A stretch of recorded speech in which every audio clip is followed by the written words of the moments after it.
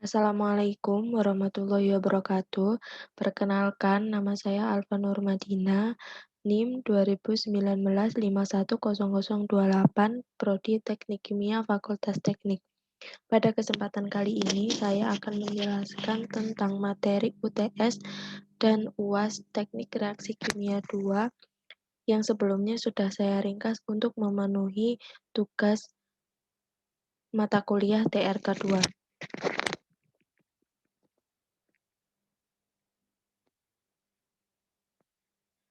Pada topik UTS yang akan dibahas ada 3. Yang pertama yaitu non-ideal flow atau aliran non-ideal. Yang kedua, compartment model atau model kompartemen. Yang ketiga, dispersion model atau model dispersi. Langsung saja pada topik yang pertama yaitu non-ideal flow atau aliran non-ideal. Dalam aliran non-ideal ini terjadi deviasi aliran seperti channeling, recycling, dan dead zone. Dalam non-ideal, terdapat 3 faktor yang menimbulkan ketidakidealan aliran. Yang pertama yaitu distribusi waktu tinggal atau biasanya disebut dengan residence time distribution.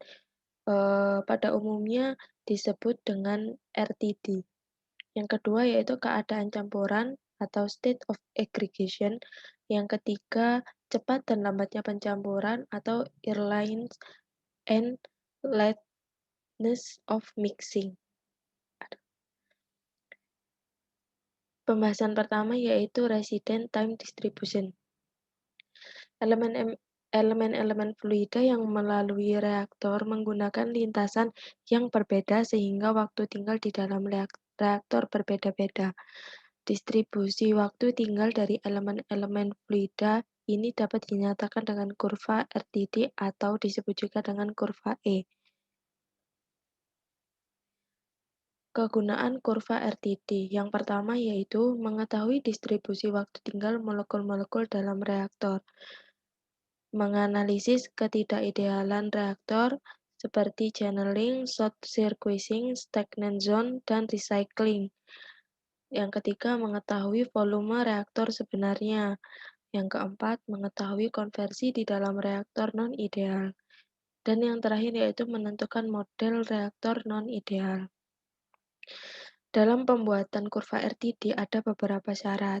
Yang pertama, syarat-syarat pelacak, yaitu bahan inert, tidak bereaksi dengan zat yang ada dalam reaktor. Yang kedua, dapat diukur atau dideteksi dengan mudah. Sifat-sifatnya mirip dengan campuran reaktan-reaktannya, tidak diserap oleh dinding atau permukaan-permukaan lain dalam reaktor. Macam-macam pelacak yang umum dipakai. Yang pertama, bahan-bahan yang berwarna seperti methyl orange, blue methylene. Yang kedua, bahan-bahan yang mudah dideteksi seperti NaCl, He, atau CH4. Yang terakhir yaitu bahan-bahan radioaktif. Topik yang kedua yaitu kompartemen model atau model kompartemen. Kompartemen model merupakan gambaran kinetik yang mengkarakterisasi laju absorpsi, disposisi, dan eliminasi dari suatu obat di dalam tubuh. Model kompartemen didasarkan atas anggapan linear yang menggunakan persamaan diferensial linear.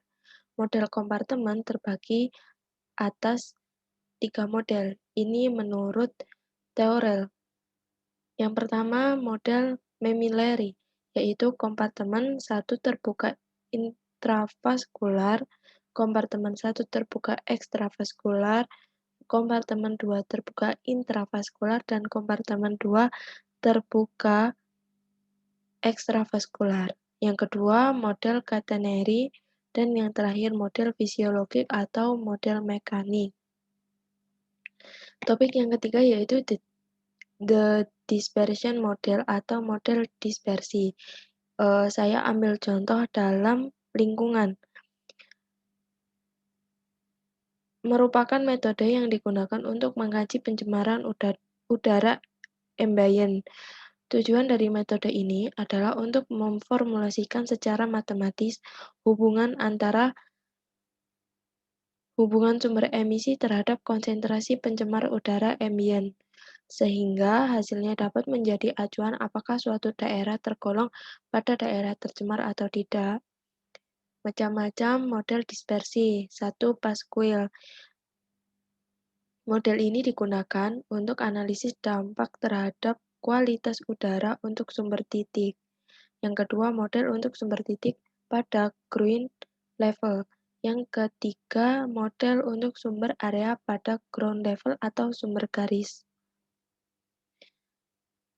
Selanjutnya, yaitu penjelasan tentang UAS TRK.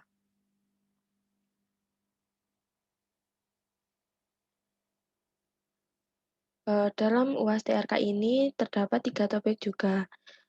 Yang pertama, topik yang pertama yaitu tank in series model, model tangki in series. Yang kedua, convection model for laminar flow atau model konveksi untuk aliran laminar. Yang ketiga, mixing, segregation, dan RTD. Masuk pada topik pertama yaitu tank in series model atau model tangki in series. Model ini dapat digunakan kapanpun model dispersi digunakan dan untuk yang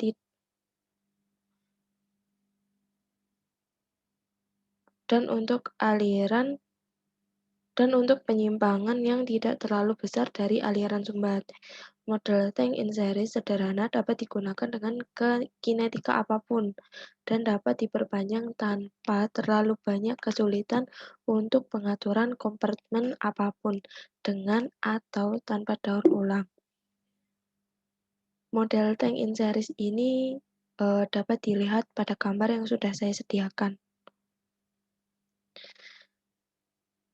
Topik yang kedua yaitu model konveksi untuk aliran laminar.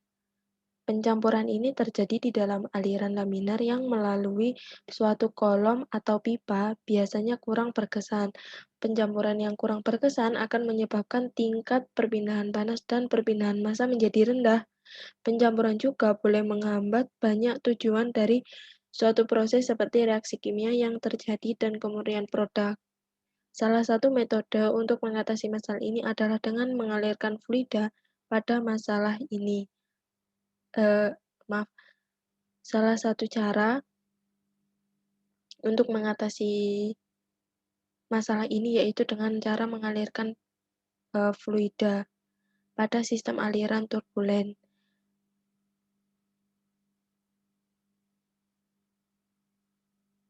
Metode baru yang mampu meningkatkan pencampuran di dalam sistem aliran laminar adalah dengan mengisolasikan fluida di dalam kolom atau pipa bersekat.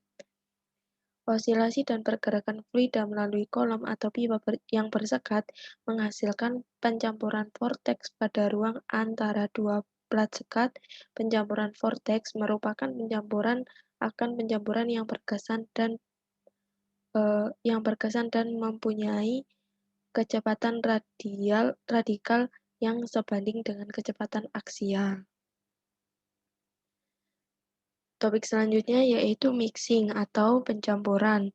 Pencampuran adalah operasi yang menyebabkan tersebarnya secara acak suatu bahan ke bahan lain di mana bahan-bahan tersebut terpisah dalam dua fasa atau lebih, seperti padat cair, padat-padat, padat cair gas, dan sebagainya. Pencampuran terjadi pada 3 tingkatan yang berbeda. Yang pertama, mekanisme konvektif. Pencampuran yang disebabkan aliran cair secara keseluruhan. Yang kedua, eddy diffusion atau pencampuran karena adanya gumpalan-gumpalan fluida yang terbentuk dan tercampakkan dalam medan aliran. Yang ketiga, diffusion, pencampuran karena gerakan molekuler. Aplikasi pengadukan dan pencampuran bisa ditemukan dalam rentang yang luas, di antaranya dalam proses suspensi padatan, dispersi gas cair, cair-cair maupun padat cair, kristalisasi, perpindahan panas, dan reaksi kimia. Topik selanjutnya yaitu segregation atau segrasi. Segrasi adalah pemisahan. suatu golongan dari golongan lainnya, pengasingan, pengecualian. Ini pengertian menurut Kamus Besar Bahasa Indonesia atau KBBI. Segresi merupakan tahapan yang terpenting untuk memudahkan langkah memilih metode yang sesuai dalam penanganannya. Dalam laboratorium, segresi sangat mendukung akan keamanan laboratorium dari hal-hal yang tidak diinginkan seperti ledakan akibat bahan kimia. Karena dengan menerapkan sekresi, bahan kimia dapat dikelompokkan sesuai dengan sifat, karakteristik, maupun cara penyimpanannya. Topik selanjutnya yaitu RTD atau Resident Time Distribution, yaitu lamanya waktu elemen kimia tinggal dalam suatu kolom atau waktu di mana zat tertentu tetap berada dalam kompartemen tertentu. Dalam reaksi kimia, kediaman waktu dianggap sebagai waktu rata-rata untuk pengolahan pakan dalam suatu volume reaktor tertentu dan diukur pada kondisi tertentu. Faktor-faktor yang mempengaruhi lamanya RTD ada 4. Yang pertama, jumlah elemen. Yang kedua, fluks. Yang ketiga, besarnya molekul-molekul zat terlarut. Yang keempat, proses fisika. Teori distribusi waktu tinggal dimulai dengan 3 asumsi. Yang pertama, reaktor berada dalam keadaan tuna. Yang kedua, transport pada inlet atau outlet terjadi hanya oleh fluida melampat. Resident Time Distribution in CSDRS yaitu pola aliran plug tidak ideal atau dicampur aliran tetapi cenderung untuk melibatkan back mixing, penyaluran cairan, dan stagnasi keberadaan zona dalam reaktor. RTDS ideal dan nyata reaktor yaitu waktu kediaman distribusi suatu reaktor dapat digunakan untuk membandingkan perilaku dengan dua reaktor ideal model plug aliran reaktor dan terus-menerus mengaduk tangki reaktor atau CSDR atau dicampur aliran reaktor.